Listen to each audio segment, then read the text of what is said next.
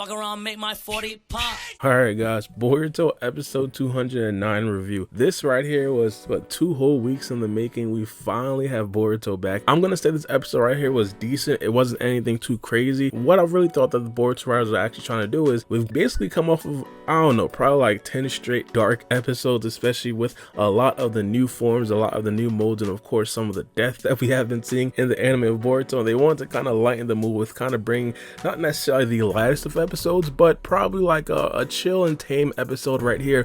But I think because of the week that we kind of skipped, a lot of people aren't trying to see that. People already calmed down from the past 10 episodes. Now we're trying to get to the BS. We're trying to get to the malarkey. We're trying to get to the debauchery, and this episode didn't necessarily bring that. But I definitely still think that this episode was decent, and also there's some very good messaging in this episode. Now the episode started off with Kawaki basically, I wouldn't necessarily say fantasizing. He was dreaming about Jigen actually coming to the village and actually destroying the village. Just this image in itself looked absolutely insane. I mean, you can't even really blame Kawaki at this particular point. We already know that Kawaki has been having a lot of nightmares from the Boruto manga. The anime readers probably don't necessarily know this, and for him to have a dream like this wouldn't necessarily be completely out of the ordinary. And obviously Kawaki having the rationale behind him actually thinking that he's pretty much causing all the stuff that's happening to the Hidden Leaf Village as of right now is definitely justified. At the end of the episode, Kawaki basically said that him being in the Hidden Leaf Village is a liability. Jigen can literally show up at any given moment. And this right here was something that I was talking about a little bit more as well, especially when we did see this in the Boruto manga at first.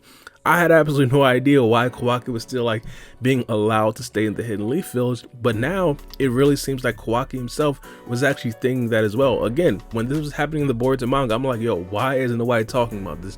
Jigen just instant transmission into the Hidden Leaf Village off of Kawaki's karma seal, and no one feels some type of way. But it turns out that they actually did feel some type of way. Now, it was some very clear messaging in this episode right here, and it was essentially Kawaki seeing a lot of himself into the dog Jaggy. Now, because Jaggy was a bit fair-skinned, he kind of got disowned by this pack. Now, I don't know, maybe it's just me, but I have a dream. Dogs with white fur and dogs with black fur can frolic amongst each other together, potentially one day into the future. That right there honestly sounds like a good message. I might organize some speeches and some rallies and give you guys that message. But this situation right here pretty much directly mirrors the situation with Kawaki, mainly because the dog Jaggy was essentially like a liability to the pack of dogs. Now, Kawaki himself, he's feeling like he's a liability to the Hidden Leaf Village because, of course, Jigen himself can pretty much instant transmission into the Hidden Leaf Village because of Kawaki's karma seal. It essentially puts everybody else at risk. And Jaggy, of course, because of his light colored fur, he basically makes the pack stand out when it comes to Big Bears actually spotting the pack and, of course, putting everybody at risk. Now, Jaggy on his own took it upon himself to actually leave the pack. Maybe it wasn't necessarily on his own. We did see some of his boys kind of pressing him, and Jaggy made the best decision for the group and actually left the pack. And that's exactly what Kawaki was trying to do in this episode right here. Now, towards the end of this episode, when Kawaki was actually leaving the Hidden Leaf Village, the Boruto writer did a very good job with symbolism. They basically showed the Hidden Leaf Stone Hokage faces and Kawaki walking away from that. Automatically from that, I knew that he was going to be leaving the Hidden Leaf Village.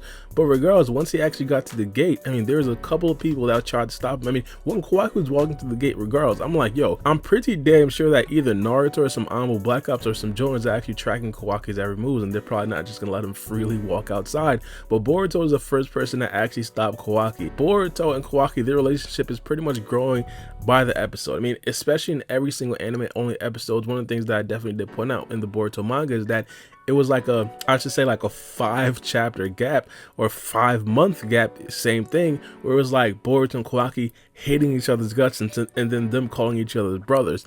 Situations like this is pretty much what builds the repertoire. Situations like this is what builds the relationship between Boruto and Kawaki and makes us understand that they're truly brothers at the end of the day. They handle the situation damn near perfectly. And of course, Shikamaru popping up as well. Shikamaru, I believe if Shikamaru was the Hokage, bro, Shikamaru just let my mans walk freely out of the Hidden Leaf Village and probably would have had a pizza party when he got home. This man was absolutely convinced that Kawaki leaving the village is going to be the best thing for the Hidden Leaf Village, but of course he stopped Kawaki because of Lord 7. And I personally believe that that right there definitely did have some effect on Kawaki. Even though Naruto understands that he himself is a very big threat to the Hidden Leaf Village, Naruto still wants him there. Not only Naruto, but Himawari still wants him there. Not only Himawari, but Boruto still wants him there.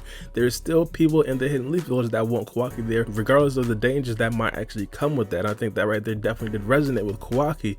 Now, not only that, I think one of the best things about this episode is that Kawaki and Shikamaru actually kept it real with each other. Kawaki basically said, yo, you've been wanting me out of this village for a very long time, and low-key, I think that their relationship has kind of been building over the past couple of episodes and chapters, where Shikamaru just doesn't like Kawaki, period. We all understand that they're probably not necessarily going to become the best of friends, but I think this is something that was really low-key in the Boruto manga, and I think it's going to be really fleshed out in the Boruto anime. It would be super ironic, like, let's say when everything is over, Shikamaru and Kawaki become the best of friends, bro. That right there would be absolutely hilarious. Every time I see a situation like this, when Kawaki's actually loyal to the Hidden Leaf Village, when Kawaki's actually thinking about Naruto, when he's thinking about Himawari, when he's thinking about Boruto being so nice to him, what in the world caused Kawaki to turn on the Hidden Leaf Village? Like, that's just assuming that he's actually going to turn on the Hidden Leaf Village, mainly because we don't necessarily know, and hopefully he doesn't actually turn on the Hidden Leaf Village. But I'm not going to lie to you guys, bro. This right here seems, I wouldn't necessarily say fishy, but it just seems very confusing upon how he did actually, go from this, loving the Hidden Leaf Village, loving Naruto, Lord 7, loving Boruto, even Himawari. Like, how is he going to betray Himawari, bruh? But as I said, today's episode was definitely decent. I think a lot of people aren't necessarily going to completely like today's episode, mainly because it wasn't necessarily intended to be the first episode back after a long hiatus. This right here was just intended to be a buffer episode between a lot of the dark episodes that we have been getting over the past 10 episodes or so. But regardless, let me know what you guys think about this episode in the comment section below, and give me your ideas. How in the world does Kawaki betray the Hidden Leaf Village after all of this, man? Even in the Boruto manga right now, this guy is still 100% loyal. But let me know what you guys think. It's been your boy Baara B, and we out. It's a knife.